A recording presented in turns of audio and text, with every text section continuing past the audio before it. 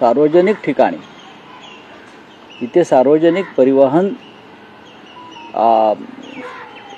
खात्याचं सगळ्यात मोठं स्थानक आहे पब्लिक ट्रान्सपोर्टचं, तिथे हे असे बलात्कारासारखे प्रकार होतात। गाड्या थांबलेल्या गाड्यांमध्ये, आणि आमचे गृहराज्यमंत्री म्हणजे दिव्यच आहेत। काय म्हणाले, काय ते आतमध्ये काय कोणी हाणामारी झाली नाही, सगळं शांतपणे बलात्कार पार पडला, त्याच्यामुळे बाहेर कळलं नाही। ही आमची गृहराज्यमंत्र्यांची भूमिका आहे।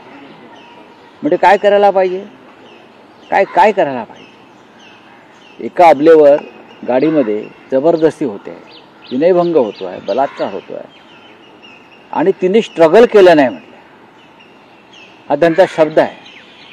तिने स्ट्रगल केलं नाही, त्याच्यामुळे आम्हाला बाहेर कळलं नाही। म्हणजे स्ट्रगल करायचं म्हणजे काय करायचं, तिचा गळा दाबलाय, तिचा घसा दाबलाय, तिचं तोंड दाबलाय, तिच्यावर जबरदस्ती होती। पण पोलिसांनी आरोपीला पकडल्याचं आपण सांगताय, त्याबद्दल नक्कीच पोलिसांचं अभिनंदन। 200 पोलीस कामाला लागले होते, उसाच्या फडात शोधतायत, तिकडे शोधतायत, तिकडे शोधतायत। पण यांची हिंमत कशी होते सगळं करण्याची, हा पहिला प्रश्न। आणि पुण्यामध्ये, खास करून पुण्यामध्ये, त्या पुण्याचे पालकमंत्री अजित पवार आहेत, त्यांना